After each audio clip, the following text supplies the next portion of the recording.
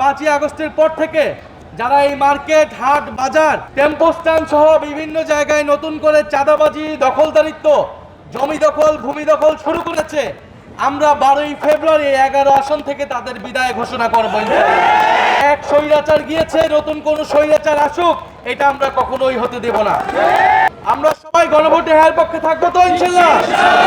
ইনশাল্লাহ যদি আমরা ক্ষমতা বা সরকার গঠনে সক্ষম হই, শরীফ ওসমান হাদির সহ জুলাই গণ অভ্যুত্থানে আমাদের ভাইদেরকে যারা খুন করেছে তাদের বিচার নিশ্চিত করা আমাদের অন্যতম প্রধান এজেন্ডা।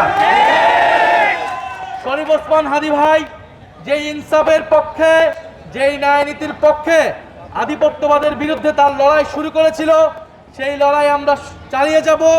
এবং 5ই আগস্টের পর থেকে যারা এই মার্কেট, হাট, বাজার, টেম্পো স্ট্যান্ড সহ বিভিন্ন জায়গায় নতুন করে চাঁদাবাজি, দখলদারিত্ব, জমি দখল, ভূমি দখল শুরু করেছে, আমরা 12ই ফেব্রুয়ারি 11 আসন থেকে তাদের বিদায় ঘোষণা করব।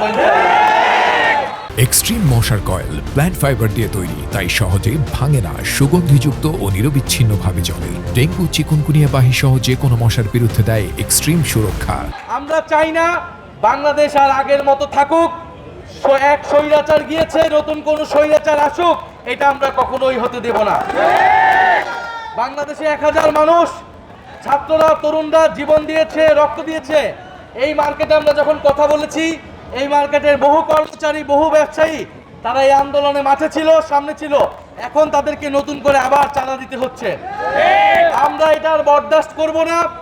আপনারা আমাদেরকে সুযোগ দিবেন, আমাদের প্রতি আস্থা রাখবেন। আমরা 10 দল ঐক্যবদ্ধ হয়েছি এবং আপনাদের প্রতি আহ্বান থাকবে, 16 বছর পরে ভোট হচ্ছে, আপনারা এত বছর ভোট দিতে পারেন নাই।